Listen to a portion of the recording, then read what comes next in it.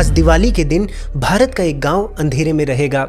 आप दिए जलाएंगे, पटाखे फोड़ेंगे, लेकिन पिछले 200 सालों से इस गांव ने दिवाली के दिन एक भी दिया नहीं जलाया है, जबकि इस गांव में ब्राह्मण रहते हैं। आपको ये बात जानकर हैरानी होगी कि इसी गांव में श्री रामानुजाचार्य जी ने विशिष्ट अद्वैत की फिलॉसफी को डेवलप किया था और उसके साथ साथ मंदिरों का निर्माण करवाकर त्योहारों को प्रारंभ भी किया था। लेकिन एक दिन दिवाली की रात को इस मेलुकोटे गांव को उजाड़ दिया गया। 700 से भी ज्यादा लोगों को मौत के घाट उतारा गया और ये किया था इतिहासकारों के चहेते टीपू सुल्तान ने, जिसे मैसूर का टाइगर कहा जाता है। कुछ इतिहासकार टीपू सुल्तान को first freedom fighter of India कहते हैं तो कुछ नेपोलियन ऑफ इंडिया कहते हैं, लेकिन ये नहीं बताते कि इसी टीपू सुल्तान ने कर्नाटका और केरल के कई इलाकों में कन्वर्जन्स किए, हिंदू मंदिरों को तोड़े और गांव के गांव को उजाड़ दिए। बात 1790 की है। इस गांव में टीपू सुल्तान की सेना घुसती है, उस मंदिर को चारों ओर से घेर लेती है जहां पर दिवाली की पूजा चल रही थी, और फिर सैनिक मंदिर में घुसते हैं, लोगों को मौत के घाट उतारते हैं। जहां पर मंत्र गूंज रहे थे वहां पर चीखें गूंजने लगती हैं। असल में ये कहानी शुरू होती है 1761 में,